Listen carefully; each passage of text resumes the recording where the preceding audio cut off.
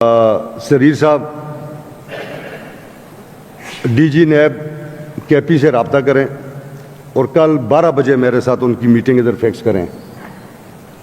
پھر اس کو پہلے میں ایک مرتبہ ان کے ساتھ ڈاکٹر امجد صاحب میٹنگ کر لوں, پھر اس کے بعد ہم دیکھتے ہیں کہ آگے ہم کس, ان کو بھی میں سن لوں کہ انہوں نے کیوں وائلیٹ کیا, جو ایم او یو ہمارے ساتھ ہوا ہے اس ایم او یو کی وائلیشن کیوں ہوئی ہے. باتیں تو یہاں ہوں گی, یہاں فیلڈ مارشل صاحب پہ بھی باتیں ہوں گی, وہ بھی اس ملک کے آرمی کے ہیڈ ہیں. یہاں ایئر فورس کے اوپر بھی بات ہوگی, نیوی کے اوپر بھی بات ہوگی, بیوروکریسی کے اوپر بھی بات ہوگی, باقی اداروں کے اوپر بھی بات ہوگی. اس کا یہ مطلب تو نہیں ہے کہ وہ ایجنسیاں پیچھے سے آ جائیں اور وکٹمائزیشن شروع کر دیں. تو انشاءاللہ تعالی اس کو ہم ٹیک اپ کریں گے اور پھر اس کے بعد دیکھتے ہیں آگے ہم کیا عمل اس پہ اختیار کرتے ہیں. کہ میں کسی کے ساتھ نہیں بیٹھتا کہ وہ پھر مجھے عوام کو مجھے یہ یقین دہانی دے کہ میں کسی کے ساتھ بات نہیں کر رہا, لیکن اگر میرے ایک بھی پاکستانی کی لاش گری تو میں اگلوں کی نسلیں تباہ کر دوں گا. اس میں پھر یہ غیرت ہونی چاہیے, یہ نہیں کہ ادھر میرے مقبرے میرے قبائل کے ایکس مرج ایریاز کے لوگوں سے بھرے جا رہے ہیں اور آپ کہیں میں نہیں بیٹھ رہا, آپ کہیں گے جی میری فرعونیت اتنی ہے کہ میں کسی سے بات نہیں کروں گا. یہ تڑ اس بندے میں ہونی چاہیے کہ وہ پھر اپنے ایک بھی پاکستانی کے جنازے پہ ایسا ایکشن لے کہ ہم کہیں کہ واقعی آپ صحیح کہہ رہے ہیں. تھینک یو جناب اسپیکر. آج کی جو سب سے اہم ایشو پہ بات ہو رہی ہے وہ مرجڈ میں لا اینڈ آرڈر کے جو سچویشنز بنی ہوئی ہیں اس کے حوالے سے سب سے پہلے بات ہو رہی ہے. جناب ہم چھوٹے تھے, ادھر سے ہم نے پڑھائی کی, تب سے یہی حالات تھے اور ہم اس چکر میں تھے کہ یہ انشاءاللہ بہتری کے سائڈ پہ جائیں گے اور بہتری کے سائڈ پہ جائیں گے. ہمارے بچے ہو گئے, ابھی بھی وہی حالات, وہی آپریشنز, وہی فوجی آپریشنز کے تھرو امن ڈھونڈنا, اور جب ایک آپریشن ختم ہوتا ہے اور ہم وہاں سے نکلتے ہیں تو ہم یہ کہتے ہیں کہ جی ہم نے کامیابی حاصل کی. حالانکہ ان علاقوں کے جو لوگ ہوتے ہیں جس کا بھائی شہید ہوا ہوتا ہے, جس کی بیٹی شہید ہوئی ہوتی ہے, جس کا بھتیجا مرا ہوتا ہے, اس درد سے جو گزر رہے ہوتے ہیں وہ ان کو پتہ چل رہا ہوتا ہے کہ ہم نے کتنا فائدہ کیا ہے. آپریشن سے, فوجی آپریشن سے اگر فائدے ہوتے تو میرے خیال سے آج سب سے زیادہ مرجڈ ایریاز جتنے بھی ہمارے 7-8 ہمارے ڈسٹرکٹس ہیں, سب سے زیادہ محفوظ یہ ایریا ہوتا, کیونکہ سب سے زیادہ فوجی آپریشنز یہاں ہوئے ہیں. وہ بنیری صاحب ایک شعر میں اس سچویشنز کو بیان کرتے ہوئے کہتے ہیں کہ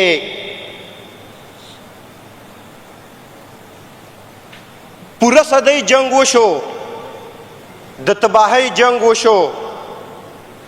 پورا صدی جنگ وشو د تباہی جنگ وشو, یو وی ما وگٹو بل وی ما وگٹو, سو کوئی انگریز وگٹو سو کوئی ملا وگٹو, یو لیونے ناس دے دغه خبری اوری د دیو مازغه خراب دی, جنگ سو گٹلے نشی پا جنگ کے گٹا نشتا, جنگ سراسر تاوان دے کہ وہ یقین نرازی دا کنڈ رنڈ شمار کئی, دا یتیمان را شمار کئی, دا لنگ کورون شمار کئی او دا برباد زلون شمار کئی. کچرتا دا گٹوی نو تاسو گٹا وکڑا دیشتوم سرو خوڑو یو نوے جنگ شروع کئی چھ نورا گٹا وکئی. تو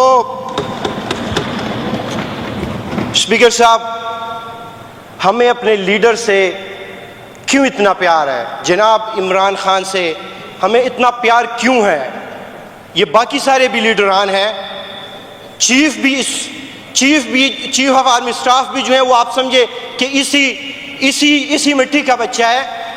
آج ہم اگر عمران خان کے پیچھے کڑے ہیں تو اس کی سب سے بڑی وجہ عمران خان کی غیرت مند ہونے کی وجہ ہے. وجہ یہ ہے کہ جس گھر کی کفالت جو بھی مرد کرے گا تو سب سے پہلی بات یہ ہے کہ گھر میں کفالت والا بندہ جو مشری کرے گا، جو آگے جائے گا، وہ غیرت مند ہوگا، کیونکہ بغیرت بندہ اپنے گھر اپنے بال بچوں کی حفاظت کر ہی نہیں سکتا۔ اور عمران خان کی غیرت کا آپ اندازہ کہاں سے لگا سکتے ہیں؟ وہ ادھر سے لگا سکتے ہیں کہ وہ کہتے ہیں کہ اگر پرائی جنگ میں میرا ایک بچہ بھی مر گیا تو بروز قیامت میرا خدا مجھ سے اس کا پوچھے گا۔ کیوں؟ کیونکہ ایز اے پی ایم یہ سارے میرے بچے ہیں اور مجھ سے اس ایک ایک بچے کا پوچھا جائے گا۔ تو اگر اس میں اتنی غیرت ہے، اس کو اپنے ایک ایک بچے کا اتنا خیال ہے، ساتھ میں وہ یہ کہتا ہے کہ افغانستان میں جنگ چل رہی ہے، کس کی چل رہی ہے، کہاں سے چل رہی ہے، سب کو ہر چیز کا پتہ ہے۔ پرائی جنگ میں میرے بچے ایندھن کیوں بنے؟ مجھے کوئی فائدہ تو بتائیں، کوئی میرے بچے اس میں ایندھن کیوں بنے اور کب سے بنے اور کب تک بنیں گے؟ کوئی ٹائم مجھے بتائیں۔ اس کے بعد اگر عمران خان سے اڈوں کے حوالے سے پوچھا جاتا ہے اور وہ کہتا ہے کہ ایبسولوٹلی ناٹ، تو اس کا کوئی اور اس کا کوئی مقصد نہیں تھا۔ یہی اس کا مقصد تھا کہ جتنے جنازے پاکستان سے اور پھر اسپیشلی کے پی سے اور اسپیشلی مرجڈ ایریا سے اٹھے گئے، تو میں کہتا ہوں اتنے جنازے اگر کسی جنگ عظیم میں بھی کسی ملک کے گرائے گئے ہوتے تو میرے خیال سے اس ملک نے کوئی بہت بڑا فائدہ کیا ہوتا۔ ہمیں تو کوئی ہمارا فائدہ دکھائے کہ ہم نے کتنا فائدہ کیا اور کتنا نقصان ہم نے کیا۔ اس لیے میں اپنی بات کو مختصر کرتے ہوئے ابھی بھی اپنے لیڈر کی بات پہ لبیک کہتے ہوئے یہ کہوں گا کہ جناب جو بھی لڑ رہے ہیں ان سب کے ساتھ بیٹھ کے مذاکرات کیے جائیں۔ کسی کے ساتھ بھی اس بات میں کوئی بھی حرج نہیں ہے کہ ہم کسی کے ساتھ بیٹھ رہے ہیں۔ یہ بات وہ لیڈر کرے کہ میں کسی کے ساتھ نہیں بیٹھتا، کہ وہ پھر مجھے عوام کو مجھے یہ یقین دہانی دے کہ میں کسی کے ساتھ بات نہیں کر رہا، لیکن اگر میرے ایک بھی پاکستانی کی لاش گری تو میں اگلوں کی نسلیں تباہ کر دوں گا۔ اس میں پھر یہ غیرت ہونی چاہیے، یہ نہیں کہ ادھر میرے مقبرے میرے قبائل کے ایکس مرجڈ ایریاز کے لوگوں سے بھرے جا رہے ہیں اور آپ کہیں میں نہیں بیٹھ رہا، آپ کہیں گے جی میری فرعونیت اتنی ہے کہ میں کسی سے بات نہیں کروں گا۔ یہ تڑ اس بندے میں ہونی چاہیے کہ وہ پھر اپنے ایک بھی پاکستانی کے جنازے پہ ایسا ایکشن لے کہ ہم کہیں کہ واقعی آپ صحیح کہہ رہے ہیں۔ ورنہ میں یہ بات واضح کرتا جاؤں کہ آج کل وہ زمانے نہیں رہے کہ کسی کو کسی چیز کا پتہ نہیں چلتا۔ یہ جنگ کہاں سے ہو رہی ہے، کیوں ہو رہی ہے، ہم ایک ایک بندے کو پتہ ہے۔ آپ نے اگر دیکھا ہو پاکستان کے ہر باشندے کو اس چیز کا پتہ ہے کہ جب امریکہ باگرام کی بات کرتا ہے، طالبان انکار کرتے ہیں، مرجڈ ایریاز میں حالات خراب ہوتے ہیں۔ اینی ہاؤ میں صرف اتنا کہوں گا کہ مرجڈ ایریاز کے لوگ یہ آپ ان کو صرف اس لیے مارتے جا رہے ہیں کیونکہ وہاں آپ لوگوں نے پہلے سے تعلیم کی کمی چھوڑی تھی۔ یہ ان کو آپ اس لیے مار رہے ہیں کیونکہ ان میں سیاسی شعور ابھی تک نہیں تھا، ابھی انشاءاللہ ان کے جوان آ رہے ہیں۔ میں آپ کو کہتا ہوں میں مرج سے ہوں، میں ادھر رہتا ہوں، اور میں جس طریقے سے پچھلی دفعہ میں نے کہا تھا کہ میں اللہ کی قسم کھا کے کہتا ہوں کہ مجھے جنہوں نے بھیجا ہے یہاں میں ان کی آواز آخری حد تک پہنچاؤں گا، چاہے اس میں میری جان ہی کیوں نہ چلی جائے۔ دوسری، اسپیکر صاحب میری بہن نے بھی بات کی، وہ کہتے ہیں اردو میں کہتے ہیں کہ جی الٹا چور کوتوال کو ڈانٹے، یعنی آپ طنز بھی ایسا کریں کہ کوئی دیکھنے والا کم سے کم آپ کو یہ کہے کہ واقعی آپ کوئی تعلیم یافتہ ہے، واقعی آپ قانون ساز اسمبلی میں بیٹھے ہوئے ہیں، واقعی آپ کی یہ بات۔ آپ ایک سائڈ سے کہتے ہیں کہ جی 15 اور 20 اور 1 مہینہ ہو گیا اور آپ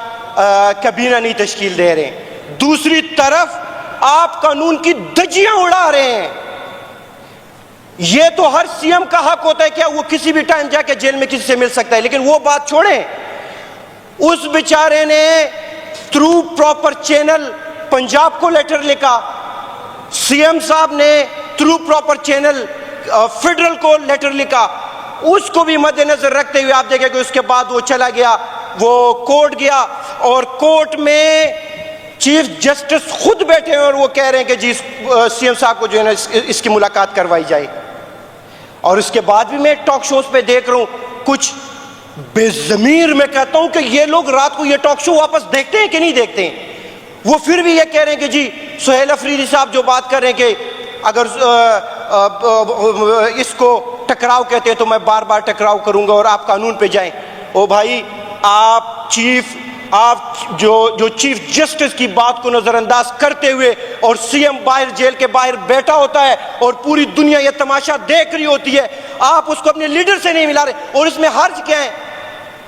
یعنی آپ اس بندے کی بات سے بھی اتنا ڈرتے ہیں, اتنی آپ میں ڈر ہے اس بندے کی کہ اس کے ساتھ اس کے سی ایم کو ملانے کو بھی آپ ایک بہت بڑا ایک پتہ نہیں دھماکہ سمجھتے ہیں, یہ کیا سمجھتے ہیں. Any how